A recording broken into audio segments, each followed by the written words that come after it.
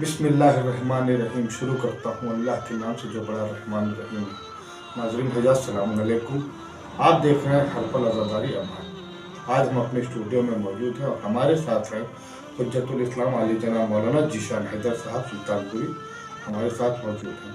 आपको हम बताते चले जो हमारा प्रोग्राम दीन की बात उलमाए किराम के साथ चल रहा है, वो प्रोग्राम तकरीबन कंटिन्यू बना हुआ है और इसी सिलसिले को आगे बढ़ाते हुए तो हमारे साथ आगा हैं हमारे स्टूडियो में, उनसे हम चंद सवालात करेंगे चूँकि सफ़र इमाम हुसैन 28 रजब के सिलसिले से आज के प्रोग्राम होना है। इस वजह से पहला सवाल हम अपने आगा से करेंगे कि इमाम हुसैन अलैहिस्सलाम ने मदीना क्यों छोड़ा और करबला क्यों गए? ये कुर्बानी मदीने में भी इमाम हुसैन दे सकते थे। औज़ु बिल्लाहि मिनश शैतानिर रजीम। बिस्मिल्लाहिर्रहमानिर्रहीम। नाज़रीन इकराम, अस्सलामु अलैकुम व रहमतुल्लाहि व बरकातहू। अज़ीज़म, आपने सवाल किया कि इमाम हुसैन अलैहिस्सलाम ने मदीना क्यों छोड़ा और ये कुर्बानी करबला में क्यों दी, मदीने में भी दे सकते थे। ये आप ये जान लीजिए कि हुज़ूर सरवर कायनात हज़रत मोहम्मद मुस्तफ़ा सल्लल्लाहु अलैहि वसल्लम के शहादत से लेकर और जनाबी इमाम हसन अलैहिस्सलाम की शहादत तक ये पूरा वाक़या आपको मदीने में मिलता है। इसका मेन और जो तफसीली वजूहात इमाम हुसैन अलैहिस्सलाम ने अपने नाना की शहादत से लेकर के और इमाम हसन अलैहिस्सलाम की शहादत तक मुशक्का की। सबसे पहले कातिल नाना वो छुपाए गए, बाप के कातिल वो भी छुपाए गए, शहजादी के कातिल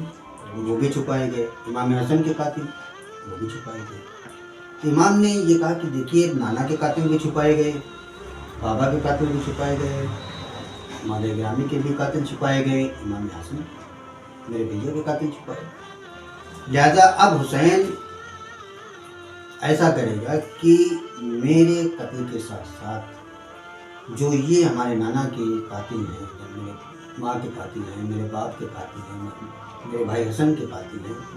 ये सब मेरे कत्ल की वजूहात की बिना पर जो ये छुपे हुए कातिल हैं, इन सब को मैं मंजर आम पे ले लूँगा। इसलिए इमाम हुसैन अलैहिस्सलाम एक ऐसी जगह का इंतखाब करते हैं और ये कह के कि मैं इस मकाम पर जा रहा हूँ कि जहाँ सारे कातिल जो है वो आया हो जाएंगे और कोई पर्दा नहीं डाल सकता है। यहाँ तक कि मेरे नाना के कातिल जो छुपाए गए हैं, मेरे बाबा के कातिल जो छुपाए गए हैं, वो सब आ जाएंगे इसमें और वहीं से उसकी बुनियाद चलेगी। ज़माना देख लेगा कातिल को कैसे छुपाया गया था, लेकिन इमाम हुसैन अलैहिस्सलाम ने किस तरीके से तमाम कातिलों को उजागर कर दिया और मंजर आम पे ला दिया कि इब्तिदा से लेकर के इंतहा तक सारे कातिल। और ये भी एक मकसद था इमाम का कि हमारे जितने भी इमाम अलैहिस्सलाम के कातिल होंगे वो मंजर आम पे आते रहेंगे, वो चाहे क़यामत तक। इसका मकसद तो ये था। लिहाजा करबला के मैदान में इमाम पहुँचे और पहुँचने के बाद वहाँ जो जंग हुई, ये जंग इस तरीके से हुई, वहाँ इमाम हुसैन अलैहिस्सलाम सारे कातिलों को उजागर कर दिया। वहाँ इसका मकसद क्या था, क्यों मेरे रसूल को कत्ल किया, किसने कत्ल किया, इमाम आली मकाम को होते अली अलैहिस्सलाम को किस लिए कत्ल किया गया, वो भी मंजर आम पे आ गया और ये तमाम कातिल जो है छुपाए गए थे। यही वजह थी कि इमाम अलैहिस्सलाम ने करबला का इंतखाब किया। अगर मदीने में हो सकता है, देखिए आम इमाम होता है बेशक, मदीने में अगर इमाम अलैहिस्सलाम के लिए ये जंग होती तो वही नौयत होती जो रसूल इस्लाम के साथ हुआ, जो इमाम के साथ हुआ, कातिल छुपाए जाते और कातिल जो है वो मंजर आम पर ना आते और तारीख के औरात में ढक दिए जाते। नतीजा ये होता कि हमको पता भी न चलता कि किसने किसको कत्ल किया। इमाम ने करबला में कुर्बानी पेश करके ये बता दिया और देखो किसने किसको कत्ल किया है। ये वजह थी कि जो इमाम ने करबला का इंतखाब किया। आगा हमारा जो दूसरा सवाल है कि इस सफ़र की इब्तिदा में इमाम के साथ कितने लोग थे और कितने लोग जुड़े? کربلا میں بھی؟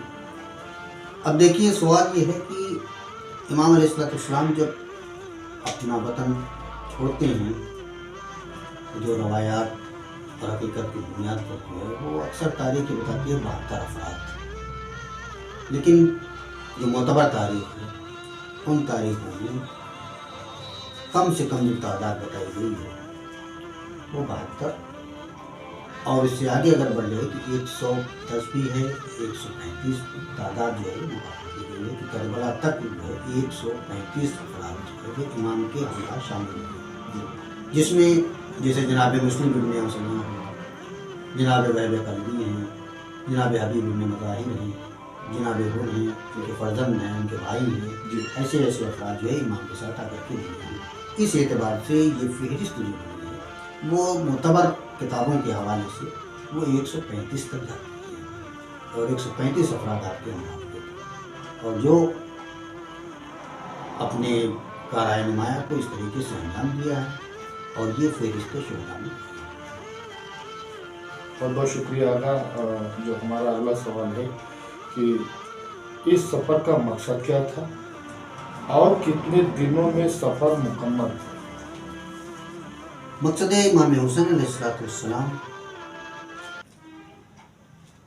جو ہمارے سامنے ہے وہ یہ ہے کہ ہر حکومت، ہر حکمراں اپنی بڑائی اپنی ہوتی، چاہے وہ ظلم کے ذریعے سے، چاہے بربریت کے ذریعے سے، وہ اپنی طرف لوگوں کو کھینچنا چاہتا ہے۔ اب جو دنیا کا اقتدار پسند ہوتا ہے اسے تو دین و مذہب کے بارے میں کچھ پتہ نہیں، اسے تو اپنی حکومت چاہیے۔ لیکن یہ جو امام حسین علیہ السلام کا مقصد تھا، یہ مقصد یہ تھا کہ ہم انسانیت جو اس وقت جو ہے وہ پامال ہو رہی ہے، اس انسانیت امر بالمعروف نہی عن المنکر، ظاہر سی چیز ہے کہ عبادت جو ہے تو صرف نماز روزوں کا نام نہیں ہے، عبادت جو ہے وہ بہت سی چیزوں کو ملا کر کے بنایا گیا ہے، جس میں اخلاق بھی ہے، کردار بھی ہے، ایسی ایسی بہت سی چیزیں ہیں جس کے ذریعے سے امام علیہ السلام کو اپنا ایک مقصد بیان کرنا چاہتے تھے کہ یہ جو آج لوگ جو سمجھ رہے ہیں کہ ہم نماز پڑھ رہے ہیں تو ہم مسلمان ہیں، بہت بڑی عبادت کر رہے ہیں، روزہ رکھ رہے ہیں تو ہم بہت بڑی عبادت کر لی ہیں، حج کر لیے ہیں، صرف اس کا نام نہیں، یہ عبادت ہے، لیکن اس کا یہ مقصد نہیں کہ صرف اتنی تک محدود ہو جائے، یہ محدود دائرہ نہیں، اس میں بہت سی چیزیں اس میں ہیں، جس میں سب سے بڑی چیز انسانیت، اور جہاں انسانیت دم توڑ رہی تھی امام حسین علیہ السلام امر بالمعروف نہی عن المنکر کو اجاگر کرنے کے لیے پہنچے، دیکھو تم انسان ہو، اپنی انسانیت کو کیوں کھو رہے ہو، اور اس مقصد کے تحت مقصد امام حسین یہ تھا کہ ہم اپنی نانا کی امت کی اصلاح کے لیے جا رہے ہیں، اور وہاں جائیں گے تو ہم یہ بتا سکیں گے لوگوں کہ اور دیکھو تم حکومت کے چکر میں پڑے ہوئے ہو، یہاں جو مقصد امام ہے کہ امام علیہ السلام نے جو مقصد بیان کیا ہے کہ دیکھو تمہارے اندر انسانیت ختم ہو چکی ہے، ظلم و بربریت کی طرف تم آگے بڑھ رہے ہو، دین کو تم بھولتے چلے جا رہے ہو، چند احکام پر تم عمل کر کے اپنے آپ کو دیندار ثابت کر رہے ہو، لہٰذا یہ دین نہیں بلکہ بہت سی چیز آؤ، اب انسانیت کا وہ کردار پیش کیا آپ نے جس میں آپ دیکھیں سب سے عظیم قربانی آپ قرآن مجید کے حیثیت سے اگر دیکھ رہے ہیں تو اس میں آپ نے دیکھی جناب ابراہیم کے بیٹے جناب اسماعیل کو ذبیح اللہ کہا گیا، ان کا ایک مقام تھا، اور لیکن جب یہ ذبح عظیم میں تبدیل ہو کر کے امام حسین علیہ السلام کیا ہے تو یہ ایک مقصد بقا کے لیے قیامت تک کے لیے امام حسین علیہ السلام نے روز عاشوراء حل من الناس سلیم سرنا کی جو آواز بلند کی تھی، استغاثہ جو بلند کیا تھا، اس کا یہ مقصد نہیں تھا کہ جو کربلا میں ہے اور ہماری آواز کو سن کر کے ہماری مدد کے لیے آئے، نہیں، ایسا نہیں تھا، اس کا مقصد یہ تھا آنے والی نسلیں جو قیامت تک آئیں گی وہ ہماری اس شہادت سے کس طریقے سے جڑیں گی اور کس اعتبار سے جڑیں گی، کس طریقے سے جڑیں گی۔ آج دیکھ لیں الحمدللہ 1400 برس کا عرصہ گزر چکا ہے امام کی شہادت کا، لیکن آج بھی جگہ جگہ امام حسین علیہ السلام کی جو ہے شہادت جو ہے منائی جا رہی ہے، اور لوگ جو ہے وہ جڑتے چلے آ رہے ہیں، اس پہ بلا قید مذہب و ملت، بلا تفریق مذہب و ملت، یہ سب آ کر کے امام حسین علیہ السلام کے اس جلوس میں شامل ہوتے ہیں، ان کا غم مناتے ہیں،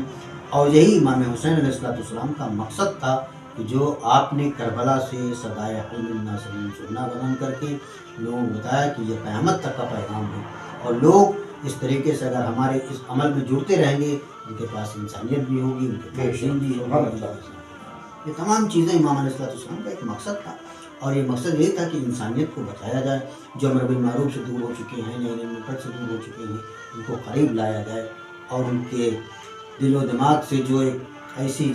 जहालतें बैठी हुई हैं, जुल्म बरबरियत, इन तमाम चीज़ों को दूर करके इंसानियत का पैगाम दिया जाए। और करबला इससे बेहतरीन चीज़ हमको नहीं मिलेगी कि करबला ने जो पैगाम दिया है उससे अच्छा आज तक कोई पैगाम नहीं मिल सका है।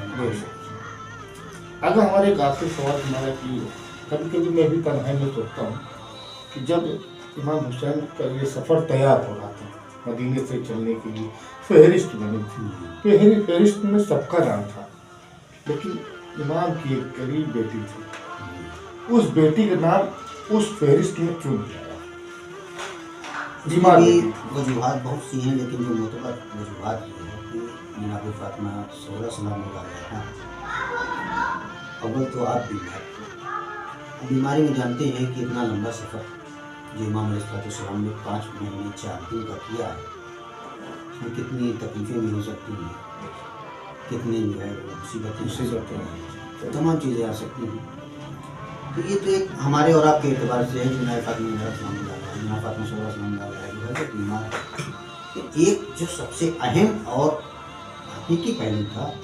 वो ये था कि जनाब फातिमा ज़हरा सलाम अलैहा जो है वो जनाब फातिमा ज़हरा से मुशाबिह थी। आपकी सूरत जो है वो बिल्कुल सिद्दीक़ा ज़हरा सलाम अलैहा से मुशाबिह थी। इमाम इस बात को जानते थे कि मेरी बहनें, मेरी बीवियाँ, मेरी बेटियाँ ये जो है असीर हुई और बेरिदा बलवयाम में जाएंगी। तो इमाम ये नहीं चाहते थे कि हमारी माँ की तस्वीर जो है वो लोगों की निगाहों के सामने, जिसको अल्लाह ने हिजाब खुदा कहा है, उसकी तस्वीर लोगों के सामने आया ना होने पाए। लिहाजा इमाम अलैहिस्सलाम ने इस मकसद के तहत कि मेरी माँ की तस्वीर जो है वो ना महरमों में आया। मेन रीज़न यही था कि माँ की तस्वीर थी, जिस तरीके से क्या कहते हैं हज़रत अली अकबर रसूलुल्लाह की जो है शबी थे, सेम उसी तरीके से जो है वो उनकी माँ की शबी थी। और इमाम का न ले जाना उनका सिर्फ मेन रीज़न यही था। आगा एक चीज़ और लास्ट में हमारे ये दुआ कर दिएगा चैनल में कि एक चीज़ की हुजूर सल्लल्लाहु अलैहि वसल्लम का कौल है कि हुसैन मिन्नी व अना मिनल हुसैन, मेरा हुसैन मुझसे है और मैं हुसैन हूँ। लेकिन मेरा हुसैन मुझसे है ये तो मेरी समझ में आ गई, मैं हुसैन से हूँ ये नहीं समझ आया। मतलब कि इमाम हुसैन अलैहिस्सलाम की असमत है, इमाम होता है जी।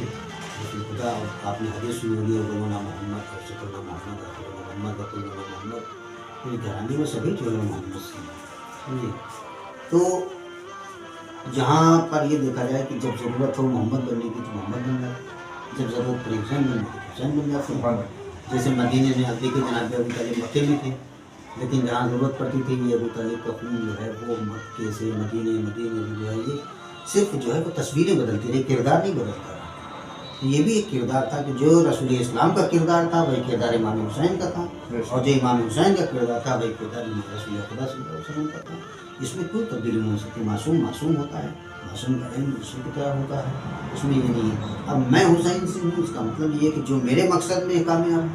जो मेरा मकसद लेकर के चला, जो मैं मकसद लेकर के चल रहा हूँ, वही मकसद मेरा हुसैन पाए तकमील तक पहुँचाएगा। और जब मेरा मकसद पाए तकमील को पहुँचेगा तो उसी से जो है जाहिर है मैं हुसैन से। बहुत बहुत शुक्रिया आगा।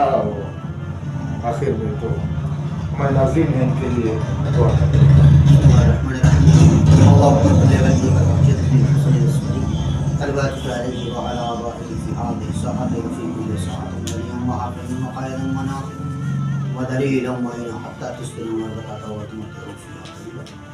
परवरदिगार भैया के चाहता मासूम पर जन्नत पाक शोदा करबला से करबला इस्लाम के सदक़े जिंदा मोमिन मोमिनात जो परेशान हाल में परेशानियों को दूर फरमा, जो बीमार उनको शफाए कामिला अजला अता फरमा, जो बरसरे रोज़गार है इनकी रोज़ी में खैर बरकत इनायत फरमा, जो बेरोज़गार उनको बरसरे रोज़गार अता फरमा, जो अफराद बे औलाद हैं उन्हें औलाद नरीना अता फरमा।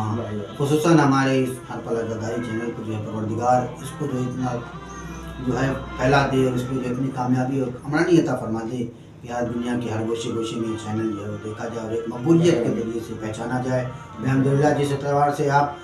काम कर रहे हैं और खिदमत कर रहे हैं, परवरदिगार आपको इसका अजर अजीम अता फरमाए। बेहद ज़्यादा मज़मून पर पाक अलैहिस्सलाम के सदक़े में तमाम मोमिन मोमिनात जो परेशान हैं उनकी परेशानियों दूर फरमाए। हमें ज़्यादा से ज़्यादा अमल सालिह में जलाने की तौफीक अता फरमाए। इमाम ज़मान अज्जलल्लाहु तआला फ़ज़ल शरीफ के हाजिर फरमा, हमें उनके आवाज़ तक़ब्बल मिन्ना इन्नका अंतस-समीउल अलीम। बहुत बहुत शुक्रिया। नाज़रीन, आप देख रहे थे दीन की बात उलमा-ए किराम के साथ। खुदा हाफिज़।